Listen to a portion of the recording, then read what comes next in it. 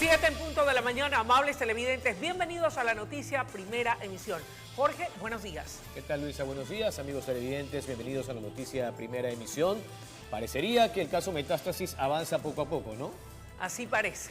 Y con esta noticia empezamos. El policía Gabriel García fue el primer sentenciado del caso Metástasis por el delito de delincuencia organizada.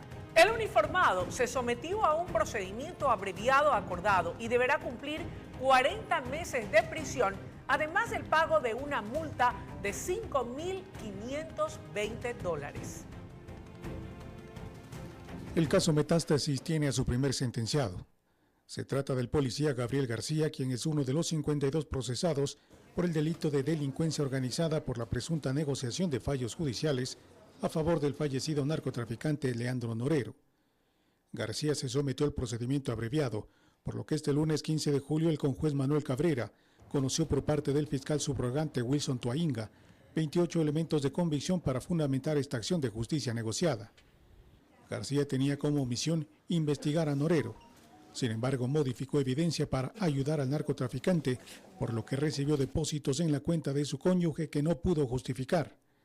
Al final de la audiencia y revisados todos los elementos presentados por Fiscalía, el conjuez Cabrera resolvió acoger el pedido del Ministerio Público y determinó una pena de 40 meses de prisión. Estaban dentro de las expectativas por parte de mi patrocinado, el señor García Genaro, pues por obvias razones se acogió al procedimiento abreviado, el mismo que es un procedimiento especial. Por tal motivo, dentro de ese procedimiento se acogió a la pena que obviamente Fiscalía recomendó y obviamente fue ratificada por el señor juez de la Corte Nacional, en la cual fue sentenciado a 40 meses. La defensa de García anunció que tiene un plazo de 72 horas para presentar una acción de suspensión condicional de la pena. Se solicitó lo que en derecho corresponde, acogerse a la suspensión condicional de la pena, pero obviamente se pronunció el señor juez que en estas 72 horas tengo el derecho de fundamentar en legal y en debida forma para que de igual manera se pronuncie acerca del pedido en favor del sentenciado señor García Genaro. Parte de la sentencia implica el pago de una multa de $5.520 y el decomiso de los bienes incautados. Y como medidas de reparación hacia el Estado, se determinaron el pago de $11.040 y la devolución de $7.608, valor que no pudo justificar García. El caso Metástasis implica el juzgamiento de 52 procesados divididos en dos partes. 10 se someterán al procedimiento abreviado y recibirán penas reducidas. Para 39 habrá un proceso ordinario. La Fiscalía no acusó a 3 personas y quedaron fuera del caso. Para este martes 16 de julio a las 10 de la mañana está previsto el procedimiento abreviado de otro policía, Lenin Mazón, quien también habría trabajado para Leandro Norero. Informó Miguel Ángel Bedoya. En otro tema, amables televidentes, quiero contarles que un ciudadano, quien padecía del 51% de discapacidad intelectual, fue asesinado con un arma blanca en el Cantón Pasaje, provincia de El Oro. Su cuerpo fue hallado en una finca bananera. Aquí los detalles.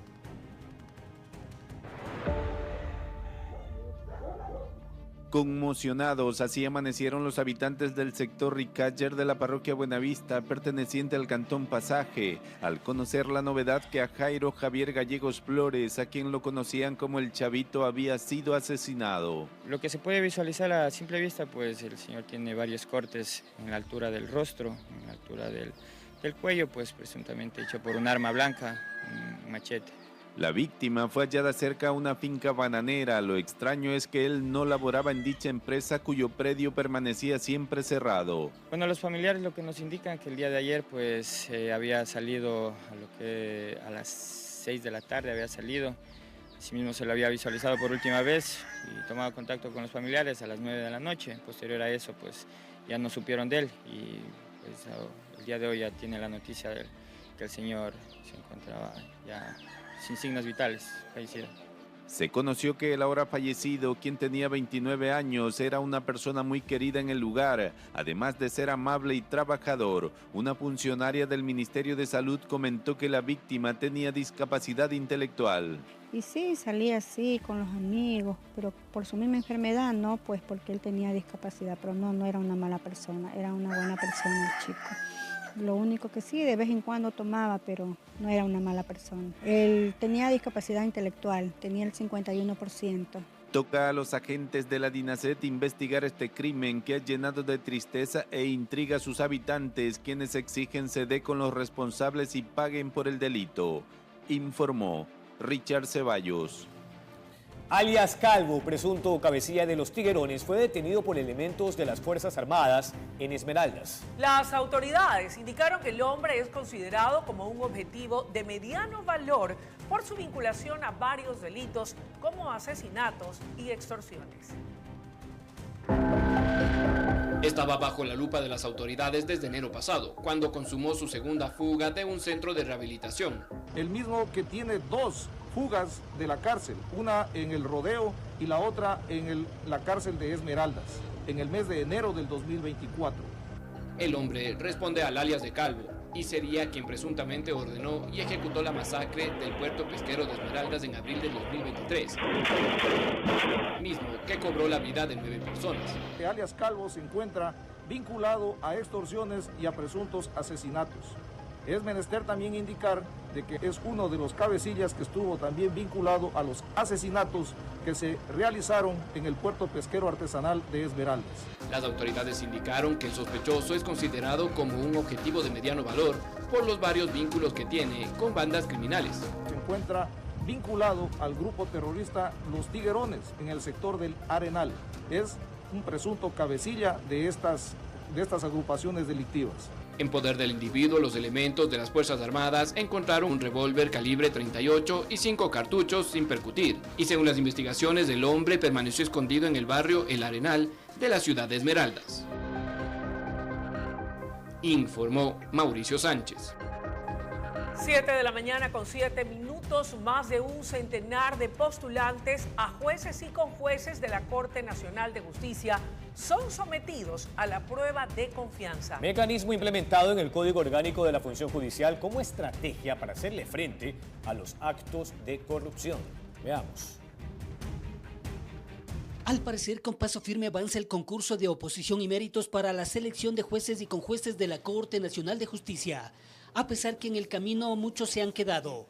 El proceso arrancó con 266 y a la fecha están 107, quienes desde lunes y martes se someten a la prueba de confianza, que se ha implementado en el Código Orgánico de la Función Judicial. Como dice Enrique Dussel, cuando nosotros hacemos todo esto por el pueblo y por la patria, nosotros no somos corruptos. Cuando nosotros nos equivocamos y comenzamos a someter a los intereses políticos y personales, es corrupción.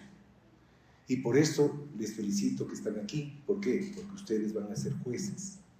Y el juez, con la frase simbólica que dice administrar en nombre del pueblo ecuatoriano, cumplen con esa condición. Entre los postulantes actuales funcionarios judiciales que aplauden la implementación de mecanismos de depuración. El examen de confianza me parece que es una prueba muy acertada, que en otros concursos no habíamos visto que las hacían. Hoy con eso pues se garantiza de que las personas que pasen este examen tengan la suficiencia moral y ética para desempeñar el cargo de juez o conjuez de la Corte Nacional de Justicia. ¿Usted actualmente está como juez? Actualmente estoy como juez encargado de la Corte Nacional de Justicia. ¿Y se ha visto tentado por todo este tipo de corrupción? Siempre hay las tentaciones, pero lo importante es no hacer caso a ellas. Ser firme. Ser firme. El examen consta de 3 componentes: formulario de declaración de conflictos de intereses que debe entregarse en físico y suscrito debidamente. La presentación no tiene calificación, pero es obligatorio hacerlo y será tomado en cuenta para rendir las pruebas de competencias laborales y de honestidad. Doctor, sin duda con todos estos controles que se está efectuando por ahí, alguien se puede pasar, pero está bien lo que se está aplicando. Mire, yo creo que con el nuevo Consejo de la Judicatura no pasarán los postulantes que no tengan ética y que no cumplan con todos los requisitos legales para ser juez de la Corte Nacional. Quienes pasen esta fase deberán prepararse para el 27 de este mes para medir sus conocimientos en la de oposición, informó Héctor Romero. Este martes, a partir de las 10 horas, el Pleno de la Asamblea Nacional llevará a cabo el juicio político en contra del expresidente del Consejo de la Judicatura, Wilman Terán, y la exvocal de esta institución, Maribel Barreno.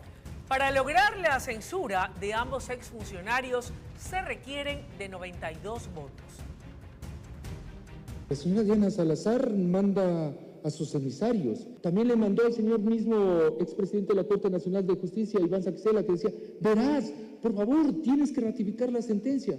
Bueno, pues ya veremos, era mi respuesta, ya veremos si en derecho corresponde. Tras varias sesiones accidentadas e informes de minoría que recomendaron su archivo, finalmente el Pleno de la Asamblea Nacional resolverá el juicio político contra el expresidente del Consejo de la Judicatura, Wilman Terán, y la ex vocal de esta institución, Maribel Barreno. Fue en contra de los principios de transparencia, de los principios de independencia judicial y que desdijo de todo lo que se ha venido realizando en la función judicial y que construyó una función judicial que era a la medida. Los exfuncionarios de la Judicatura son procesados por un presunto incumplimiento de funciones. El proponente de este juicio político, Jorge Peñafiel, asegura que las pruebas son contundentes y buscan sancionar a quienes echaron mano de la justicia en Ecuador. Queda en los asambleístas. En este momento ya no depende del movimiento Construye, sino de tener más de 91 votos, es decir, 92 votos al menos. Esos votos tienen que venir de la Revolución Ciudadana, porque son los únicos que faltan para completar esta votación. La posición nuestra está marcada en relación al informe que se aprobó en la comisión. Seguimos sosteniendo que hasta el momento no hemos evidenciado pruebas que justifiquen las causales del juicio político, por eso es nuestra votación en la comisión. El Partido Social Cristiano, Construye y ADN insistirán en que se castigue políticamente a ambos exfuncionarios por su irregular manejo de la justicia. Nuestro voto es a favor, por supuesto. Nosotros no podemos creer que cuando Fiscalía encuentra los elementos suficientes para procesar al expresidente de la Judicatura, la Asamblea no determine un juicio político y a su vez no decida continuar con él. Por eso nuestro voto será a favor. Este martes, a partir de las 10 horas, Wilman Terán y Maribel Barreno se sentarán en el banquillo de los acusados para responder ante las supuestas vulneraciones a la independencia judicial y las irregularidades en el concurso de designación de jueces de la Corte Nacional de Justicia. Informó Álvaro Terán. Y este 15 de julio se reinstaló la audiencia sobre la acción de protección presentada por la defensa de la periodista cubana Alondra Santiago en contra de la Cancillería que revocó la visa que tenía la comunicadora. Al final de la diligencia, la jueza negó dicha acción al considerar que no se han violado derechos constitucionales de la periodista. Esta decisión será apelada, señaló la defensa de Santiago, quien abandonó el Ecuador el pasado 28 de junio. Vamos con más noticias. La Asamblea Nacional agendó para este martes a las 17 horas la posesión de Mario Godoy como el nuevo presidente del Consejo de la Judicatura. En este contexto, el secretario del Legislativo, Alejandro Muñoz, denunció haber recibido amenazas por parte de emisarios del viceministro de Gobierno para acelerar la designación de Godoy. La polémica designación de Mario Godoy como presidente del Consejo de la Judicatura sigue dando de qué hablar. El secretario de la Asamblea Nacional, Alejandro Muñoz, denunció haber recibido llamadas amenazantes para acelerar la designación del nuevo funcionario. Son llamadas que particularmente recibí por parte de emisarios, asesores de la bancada del gobierno, que me dijeron que por pedido del viceministro de Gobierno Esteban Torres se comunicaban conmigo a indicarme que en caso de no convocar de acuerdo a ese oficio presentado por el vicepresidente de la Asamblea, iban a proceder con un proceso de destitución. El viceministro de Gobierno Esteban Torres rechazó las acusaciones y tanto su cartera de Estado como el bloque oficialista de ADN lamentaron las declaraciones de Muñoz y mencionaron que su cargo es técnico, por lo cual no debería dar declaraciones políticas, pues estaría atentando contra la ética e institucionalidad de la Asamblea. La facultad para llamar a sesionar le corresponde únicamente al presidente de la Asamblea Nacional. Por tanto, no podría haber ningún tipo de presión a ello, porque al que le compete esta actividad es únicamente el presidente de la Asamblea. La bancada de Revolución Ciudadana rechazó todo tipo de actos intimidatorios y reafirmó su posición de respaldo a lo actual situado dentro del Consejo de Participación Ciudadana y Control Social. Las reconsideraciones son similares a la Asamblea, es decir, puede reconsiderar incluso sin haber votado de origen, lo que no puede hacer es rectificar la votación. Y en ese contexto procedimental, que de alguna forma sería lo que podemos acompañar desde el control político, no se había vulnerado nada. Las funciones del Estado tienen autonomía para trabajar y no puede haber intromisión en los temas que corresponden. La designación de Godoy quedó en firme para este martes, luego de que una jueza de la Unidad Judicial de Trabajo de Quito negara la medida cautelar para suspender su posesión en la Asamblea. Sin embargo, la juzgadora de esta causa convocó para el jueves 18 de julio a una audiencia pública en la que evaluará la acción de protección presentada por Mónica Jaramillo en contra del Consejo de Participación Ciudadana. La posesión del nuevo presidente de la Judicatura fue agendada para este martes 16 de julio a las 17 horas. Es decir, coincide con la fecha del juicio político contra Wilman Terán y Maribel Barreno. Este cruce de plenos podría generar un diferimiento de esta diligencia. Esto si es que el proceso de fiscalización se extiende más allá de la hora prevista. Informó Álvaro Terán. 7:17 en la mañana y a continuación les explicamos cómo funcionarían los dos esquemas de corrupción para el contrabando de combustibles en el país. Esto luego de que la Secretaría General de Integridad Pública denunciara el sistema que llevó al gobierno a presentar una denuncia en Fiscalía. Que en el país hay quienes se dedican al contrabando de combustible no es nuevo. Esto parte desde que hasta hace poco en Ecuador este producto era subsidiado, lo que permitía adquirir un galón de gasolina en $2.40. Tomemos en cuenta que en Colombia la misma cantidad está alrededor de los $3.87. Y en Perú su costo es de $4.87. Claro, pasando los pesos a dólares. Con lo cual movilizarlo y venderlo desde Ecuador hacia esos países, aún hoy sin subsidio, donde el galón de Extra y Ecopaís cuesta $2.70, no deja de ser un negocio ilegal pero redondo. Por ahora, la Fiscalía investiga la primera denuncia colocada por la Agencia de Regulación y Control de Energía y Recursos Naturales No Renovables en relación a este tema. Según la Secretaría General de Integridad Pública, existirían dos esquemas. El primero ocurriría cuando una comercializadora de combustible no autorizada le vende el producto a un precio preferencial a una distribuidora y esta a su vez a una persona natural que registra un vehículo. Este carro en el 2023 compró 123.000 galones. ¿Qué quiere decir esto?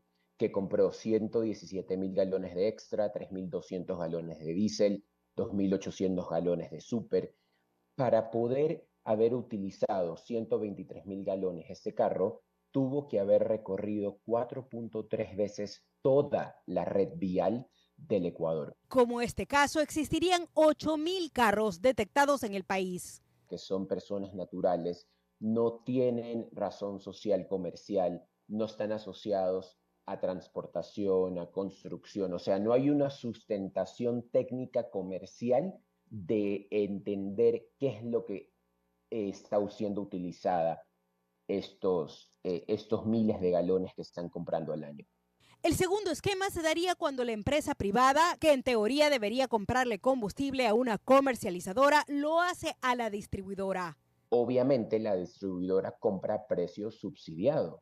Entonces esa ganancia, en vez de llevársela la comercializadora para beneficio de los ecuatorianos, se la está llevando los distribuidores para beneficio de sus propios bolsillos. Según la autoridad, ambos esquemas de contrabando de combustible se concentran más en la costa del país y que no solo el producto se desvía hacia Colombia y Perú, sino también a alta mar. Según el gobierno, los controles ahora se fortalecerán porque cuentan con una data que les permite saber cuánto combustible necesita cada región exactamente. Además, afirman que la denuncia puesta en Fiscalía el pasado jueves no será la única. Esta semana entablarán otra demanda similar, informó Maite Morán.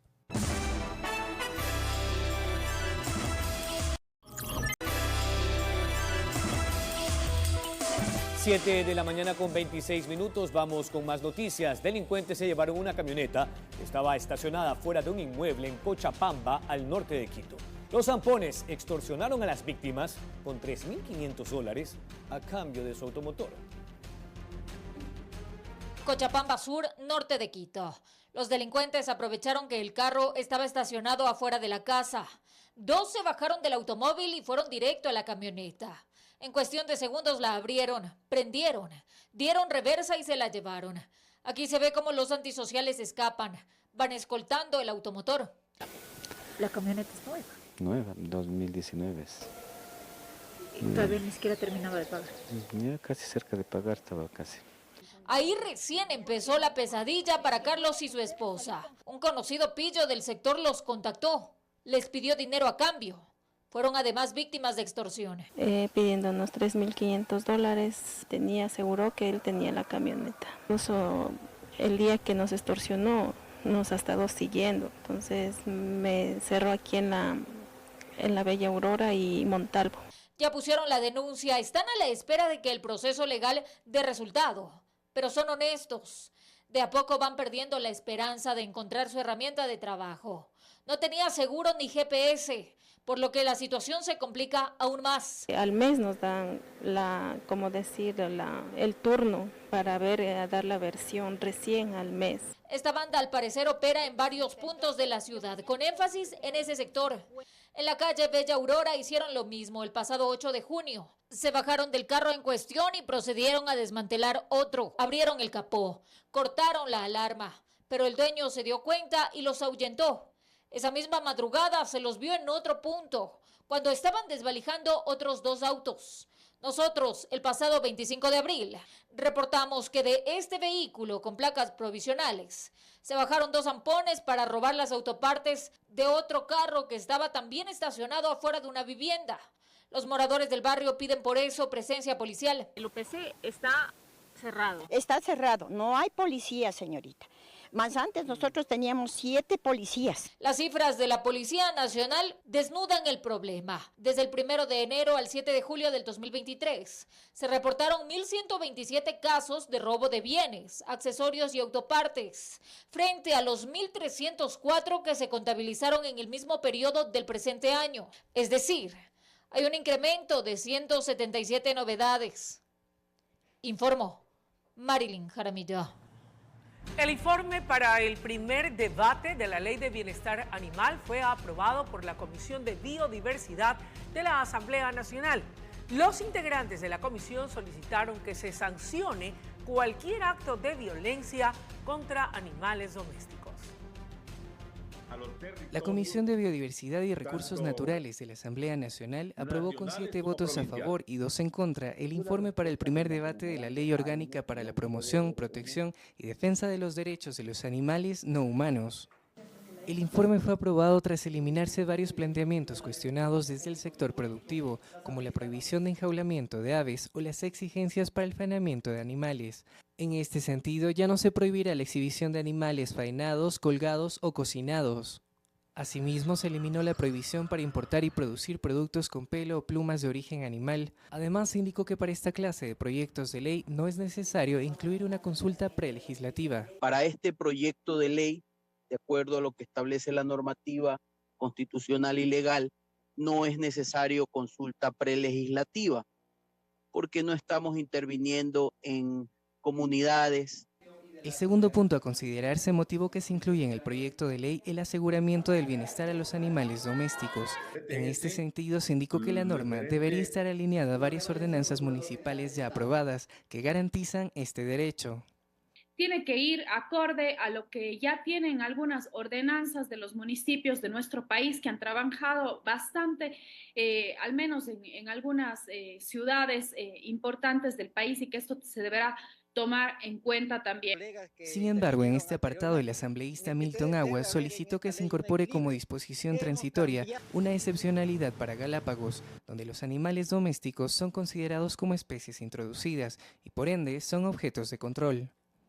Que habilite el control de especies introducidas con fines de su eliminación, autorizada por la autoridad ambiental, y por razones científicas al tratarse de Galápagos. Tras la aprobación se indicó que el proyecto de ley sigue en construcción y que desde la comisión se escuchará a los actores involucrados que puedan tener dudas o reparaciones frente a lo propuesto. Que este es un primer debate, ¿no? Hay muchos pedidos de participación y que la comisión estará presta para recibir a todos los sectores. Con la aprobación del informe se remitirá el texto al Pleno de la Asamblea Nacional para su análisis y debate en un plazo máximo de 60 días. Informó Edwin Benalcázar. Escuchen esto, fingir una discapacidad y aprovecharse de la solidaridad de la ciudadanía ha sido una vieja forma de estafar. En las redes sociales se han evidenciado múltiples denuncias de personas afectadas en Quito por un hombre que dice ser no vidente para obtener dinero. Solo, aparentemente angustiado, intentando cruzar con un bastón vías tan peligrosas como la Simón Bolívar, 10 de agosto, Río Coca y otras. Así es como lo han visto ciudadanos en diferentes puntos de Quito, a un hombre que supuestamente finge ser no vidente para obtener dinero de quienes buscan ayudarlo. Cometo el gran error de subirle al carro. Fuimos a dejar hasta la Simón Bolívar, y en todo ese trayecto él nos iba contando la historia de que su madre estaba hospitalizada. La llamaremos Ana, quien tras subirlo a su vehículo e intentar dejarlo en un lugar seguro, se dejó convencer de su historia y le entregó dinero. Entonces, claro, toda su historia nos conmovió, nosotros le dimos dinero. Después de ello, lo siguió viendo en otros puntos realizando lo mismo. Incluso señala que evidenció que al parecer no tiene ninguna discapacidad visual. Yendo por el Sena, por la calle del Sena, me doy la vuelta para grabarle. Pero claro, él se dio cuenta que yo le grababa y me da la espalda. No es no vidente. Como ella, son múltiples denuncias que se han reportado a través de redes sociales de personas que dicen haberse sentido estafadas por el mismo hombre que se ha aprovechado de su solidaridad. Pero esto es una estafa y se puede denunciar. Claro que es una estafa porque está actuando con engaño, ¿no? A la gente, apela a la confianza de la gente, vende una información falsa cuando el propósito es otro, lo cual es típico de la conducta de los estafadores. Daniel Pontón, experto en seguridad, señala que si bien es una vieja práctica para estafar a los ciudadanos, se debe tener medidas de prevención personales. Siempre estar alerta, desarrollar su vida normal pero con alertas es fundamental, ¿no? Por ejemplo, uno tiene que tener mucho más cuidado en dar información, por ejemplo, en ciertos lugares. Resalta también que además las autoridades deberían actuar. Que si es que esto ya es conocido, sería bueno que por lo menos de las autoridades nazca una campaña de información para que esto se evite, para que la gente no caiga presa de este tipo de situaciones, ¿no? Lamenta que estas acciones terminen resquebrajando aún más el tejido social. Que más allá de lo económico también genera más ruptura a la gente. Frente a eso, una persona cuando ve a alguien con cierta discapacidad, la pregunta es si puedo actuar, y claro, si a eso me enfrento a un posible asalto, un posible robo, la gente va a dejar de ayudar y eso es lamentable también, ¿no? Por lo cual finaliza enfatizando que si se presencia un evento en el que una persona necesita ayuda, se debe llamar a los organismos de socorro pertinentes y sean quienes se encarguen. En Quito informó Adriana Rojas.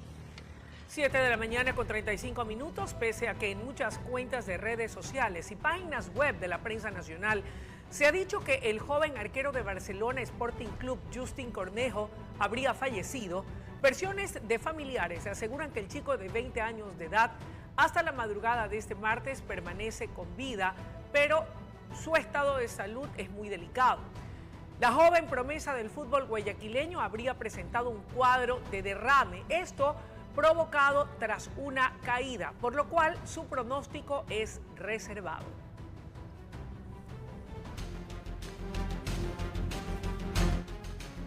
Siete de la mañana con 36 minutos. Bueno, veamos, Luis y amigos televidentes, lo que pasa cuando un conductor piensa que puede hacer dos cosas a la vez: chatear y operar el bus de transportación pública, dicho sea de paso, poniendo en peligro la vida de los demás pasajeros. Allí está el señor conductor, mientras seguramente va a 70, 80 kilómetros por hora, de acuerdo a lo que se puede observar, o incluso más, está chateando y yo diría hasta incluso en una especie de videojuego, porque se puede observar que está en ese momento manipulando su celular. Parecería que grabando su trayecto, Luisa. Increíble, insólito.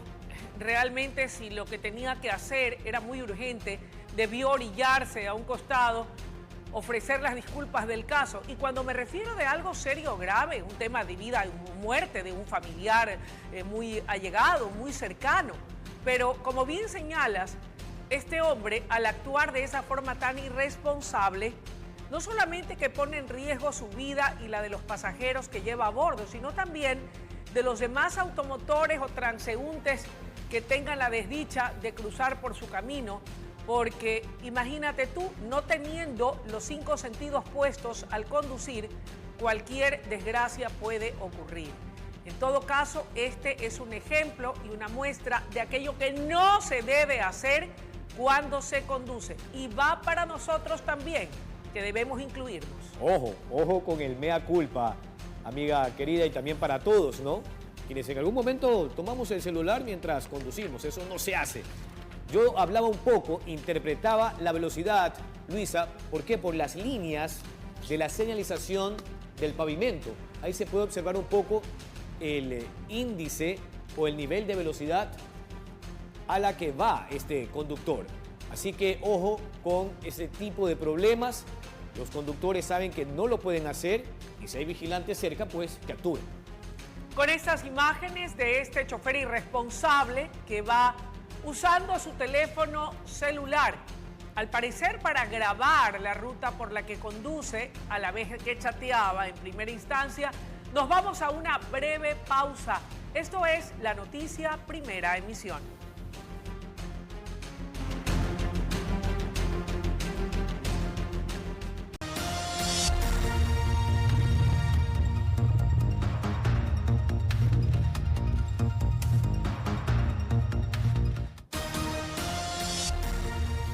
Siete de la mañana con 48 minutos. La policía ha aprendido algunos pillos en el Distrito Sur. Para conocer detalles de esta acción, vamos de inmediato con José Morales, quien está en el punto.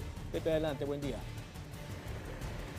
Gracias, Jorge. Amigos televidentes, efectivamente nosotros nos mantenemos a esta hora en el Distrito Sur, específicamente en el Cuartel del Sur, donde la mañana de hoy, a través de un operativo de concentración entre miembros de la Policía Nacional, agentes del Ejército Ecuatoriano, así como también uniformados de la ATM, en esta acción se logró la detención de 7 personas. Como ustedes pueden observar, 7 ciudadanos quienes son sospechosos de participar del delito de asociación ilícita.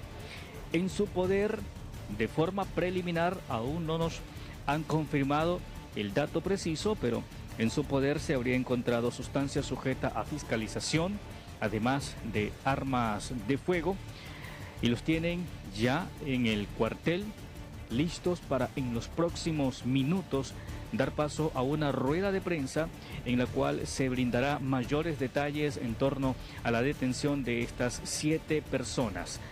Ojo que ellos aparentemente serían parte de alguna organización delictiva. De hecho, en el vientre de uno de los ciudadanos estamos observando el tatuaje alusivo a una organización terrorista, junto con un mensaje, dice hasta la muerte aparentemente.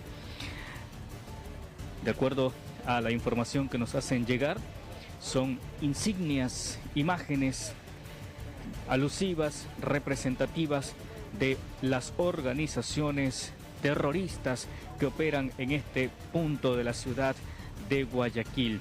Ellos serían responsables de atacar a quienes se dirigen o a los pescadores que salen todas las mañanas hacia la zona del Golfo. Se dice que serían parte de esta organización que se encarga de atacarlos, de robar sus pertenencias, de robar los motores de estas embarcaciones que recorren el Golfo con la finalidad de pescar. Son de pronto atacados por quienes son llamados como piratas del Golfo. Ellos aparentemente serían parte también de esta organización que viene atacando a los pescadores. Al momento se encuentran en el cuartel del sur a la espera de que se dé paso con esta rueda de prensa para informar mayores detalles en torno a esta detención, a esta operación que se ha dado durante la mañana de este martes, un operativo que concentró a los miembros uniformados, los miembros del orden. Desde muy temprano recorrieron las calles donde tuvieron ese acercamiento con estas personas a quienes, como les indicaba, se les encontró las evidencias que ya en los próximos minutos serán puestas a disposición de los medios de comunicación, serán expuestas para conocer en detalle lo que se encontró en poder de cada uno de estos ciudadanos que hoy están siendo procesados ya bajo el delito de asociación ilícita. Los trasladan hacia otro punto. Recordemos que este operativo recién se ha desarrollado, recién están ingresando a los detenidos, a los sospechosos, a la espera de proceder con la respectiva rueda de prensa, luego llevarlos a presentar en la Fiscalía de Flagrancia, donde evidentemente serán puestos a órdenes de la autoridad competente. Allí entonces se encuentran al momento en el espacio en el que pasan a formar esta retención provisional dentro del cuartel del Distrito Sur. Aquellos 7 caballeros quienes en los próximos minutos serán presentados en una rueda de prensa a la cual estamos esperando. Les reiteramos, este operativo fue organizado por miembros de la Policía Nacional, miembros del Ejército Ecuatoriano y también agentes de la ATM. Con este detalle nosotros más adelante estaremos ampliando el operativo que se ha generado. Por ahora nos vamos a un corte comercial, mientras que nosotros, como les indico, seguiremos a la espera de proporcionarles mayor información.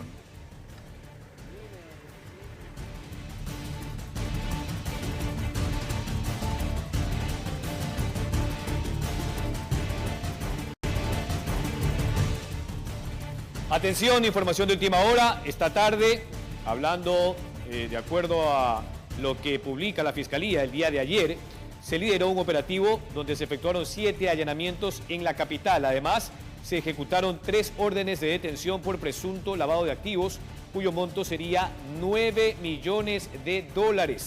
Estas personas serían parte de un grupo familiar que estaría lavando dinero y utilizando el sistema financiero nacional a través de supuestos ingresos como comisionistas, compra, venta de divisas o prestamistas.